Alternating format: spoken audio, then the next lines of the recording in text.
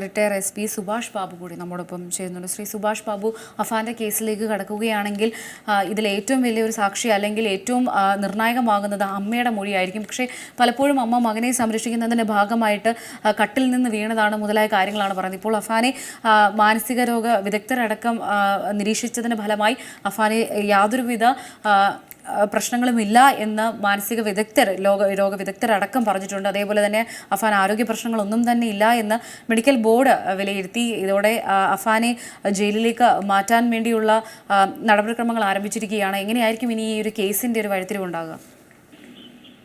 അഫാനെ സംബന്ധിച്ചിടത്തോളം അയാള് ആരോഗ്യം സാധാരണഗതിയിൽ സ്ഥിതിയിലായി എന്ന് മെഡിക്കൽ റിപ്പോർട്ട് വന്നു കഴിഞ്ഞാൽ അദ്ദേഹത്തെ സ്വാഭാവികമായിട്ടും ജയിലിലേക്ക് മാറ്റിക്കഴിഞ്ഞതിന് ശേഷം അന്വേഷണത്തിന്റെ പ്രധാന ഘട്ടം പോലീസിന് കൈകാര്യം ചെയ്യാൻ സാധിക്കും.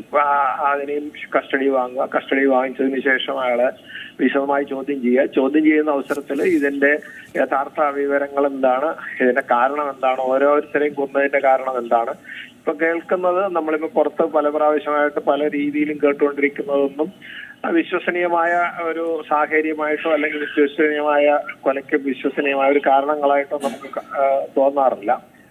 അപ്പോ അതുകൊണ്ട് അതിൽ ഏതാണ്ട് വ്യക്തമായിട്ട് എന്ത് കാരണം കൊണ്ട് എന്തിന്റെ അടിസ്ഥാനത്തിലാണ് കൊന്നത് എന്നും അതിന്റെ ആയുധങ്ങളെല്ലാം ഒരേ ആയുധമാണോ അതോ ഇനി വ്യത്യസ്തമായ ആയുധങ്ങൾ ഉപയോഗിച്ചിട്ടുണ്ടോ എന്നും ഓരോ സമയത്ത് ഇവരെ ഏത് രീതിയിൽ കൊല ചെയ്തു എന്ന് പറയുന്ന കാര്യങ്ങളൊക്കെ അപ്പോഴാണ് ഈ ഇഞ്ചുറി, അതായത് ഈ ശവശരീരത്തിൽ നമ്മൾ കണ്ടിരിക്കുന്ന പരിക്കും അതല്ലെങ്കിൽ ഈ അഫാന്റെ ഉമ്മയുടെ ശരീരത്തുണ്ടായിരുന്ന പരിക്കുകളും ഒക്കെ എങ്ങനെയെന്ന് മെഡിക്കൽ തെളിവിന്റെ പശ്ചാത്തലത്തിൽ സ്ഥിരീകരിക്കാൻ പറ്റുള്ളൂ. അങ്ങനെ വിവരങ്ങൾ ചോദിച്ചതിന് ശേഷം ഈ സംഭവ സ്ഥലത്ത് ഒക്കെ ഇയാളെ കൊണ്ടുപോയതിനു ശേഷം അത് സംബന്ധിച്ചിട്ടുള്ള ഒരു തെളിവുകളൊക്കെ ഈ കേസിന്റെ നാൾവഴിക്ക് അനുസരിച്ച് തെളിയിക്കാനുള്ള തെളിവുകൾ ശേഖരിക്കേണ്ടതായിട്ട് വരും. അതൊക്കെ ചെയ്തതിന് ശേഷം കേസ് മുന്നോട്ട് പോകാൻ പറ്റുള്ളൂ. അതിനോടൊപ്പം തന്നെ ഈ അദ്ദേഹത്തിന്റെ ഉമ്മയും ഒന്നിച്ചെത്തി ചോദ്യം ചെയ്യല്. കാരണം ഉമ്മ പറയുന്നത് എന്തായാലും അടിസ്ഥാനരഹിതമായ, അവർക്കൊരിക്കലും അങ്ങനെ കട്ടിലേന്ന് വീണ് കഴിഞ്ഞാൽ അങ്ങനെ പരിക്കുപറ്റാൻ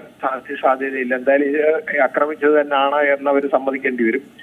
അങ്ങനെ സമ്മതിക്കുന്ന ഒരു സാഹചര്യത്തിലേക്ക് ആ ചോദ്യം ചെയ്യലിലൂടെ അവർ പരസ്പരം ചോദ്യം ചെയ്യുക, അല്ലെങ്കിൽ ക്രോസ് ക്വസ്റ്റ്യനിങ്ങിലൂടെ അത് എടുക്കേണ്ടി വരും. അവരുടെ ആരോഗ്യസ്ഥിതി കൂടെ ശരിയായതിനു ശേഷം മാത്രമേ അത് സാധിക്കുകയുള്ളൂ എന്ന് മാത്രമേ ഉള്ളൂ.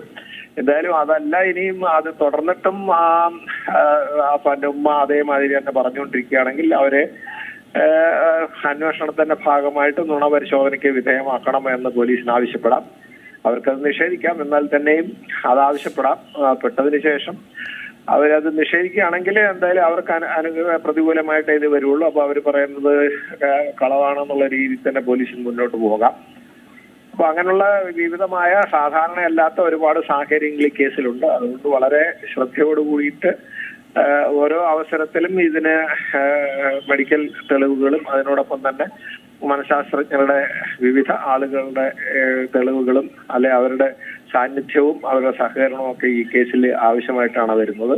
എന്തായാലും അത് നല്ല രീതിയിൽ അന്വേഷിച്ച് മുന്നോട്ട് കൊണ്ടുപോകണേ. അന്വേഷണ ഉദ്യോഗസ്ഥനോ അദ്ദേഹത്തിന്റെ സഹായികളായിട്ടുള്ള ആളുകളൊക്കെ നല്ല ബുദ്ധിമുട്ടുള്ള ഒരു കേസായിരിക്കുമെന്നാണ് എനിക്ക് തോന്നുന്നത്. ശ്രീ സുഭാഷ് ബാബു, ഈ മാനസിക രോഗ വിദഗ്ധരടക്കം അഫാന് മാനസികമായി പ്രശ്നങ്ങളില്ല എന്ന് പറയുമ്പോൾ തന്നെ അഫാൻ സ്വബോധത്തോടെ തന്നെയാണ് ഈ 5 കൊലപാതകങ്ങളും നടത്തിയിരിക്കുന്നത്.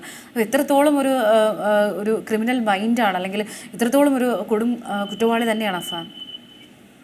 തീർച്ചയായിട്ടും അത് ഇതിലുള്ള ഈ കെമിക്കൽ ഡ്രഗ് അദ്ദേഹം ഉപയോഗിച്ചിട്ടുണ്ടോ എന്നുള്ളതിന് എനിക്ക് സംശയമൊന്നും തോന്നുന്നില്ല. കാരണം സാഹചര്യങ്ങൾ വെച്ച് നോക്കുമ്പോൾ അദ്ദേഹത്തിന്റെ ആ സമയത്തുള്ള പെരുമാറ്റങ്ങളും ഒക്കെ കാണുന്ന അവസരത്തിൽ ആ ക്രൂരതയൊക്കെ കാണുന്നിടത്തോളം അദ്ദേഹം ഈ മയക്കുമരുന്ന് കെമിക്കൽ ഡ്രഗുകൾ MDMA മാതിരിയുള്ള മയക്കുമരുന്ന് ഉപയോഗിക്കുക. അതിനോടൊപ്പം തന്നെ മദ്യം കൂടെ ചെല്ലുമ്പോൾ ശരിക്കൊരു ഭ്രാന്തന്റെമാര് ഒരു അവസ്ഥയായിരിക്കും ഉണ്ടാകുക. അപ്പൊ അതിന്റെ അടിസ്ഥാനത്തിൽ ചെയ്യുന്നത് എന്തായാലും എന്തെങ്കിലും ഒരെണ്ണം മനസ്സിൽ കണ്ടുകൊണ്ടേ അത് പൂർത്തീകരിക്കണം എന്നുള്ളതിന് ഏതറ്റം വരെയും ആക്രമം മുന്നോട്ട് കൊണ്ടുപോകുന്ന സ്വഭാവമായിരിക്കും. അതിന്റെ ഭാഗമായിട്ടാണ് ചെയ്തത്. എന്തായാലും അദ്ദേഹത്തിന്റെ മനസ്സിലെ ഒരു ക്രിമിനൽ സ്വഭാവം അല്ലെങ്കിൽ ക്രിമിനൽ ഇന്റന്റ് ഉണ്ടാവും, ഓരോരുത്തരെ എങ്ങനെ നിഗ്രഹിക്കണം അല്ലെ വധിക്കണം എന്നുള്ളത്. അത് ഈ മരുന്നിന്റെയും അതുപോലെ തന്നെ മദ്യവും ഒന്നിച്ച് സംയോജിച്ച് വരുന്ന അവസരത്തിൽ ഉണ്ടാകുന്ന വിഭ്രാന്തിയുണ്ട്. ആ വിഭ്രാന്തി അതിന് കൂടുതൽ ശക്തി പകർന്നു എന്നാണ് നമുക്ക് മനസ്സിലാക്കാൻ പറ്റുക. അത് അദ്ദേഹത്തെ സംബന്ധിച്ച് ഇപ്പം ബ്ലഡൊക്കെ പരിശോധിച്ചതിൽ നിന്ന് അദ്ദേഹം ഈ മയക്കുമരുന്ന് ഉപയോഗിച്ചു എന്ന് പറയപ്പെടുന്നു.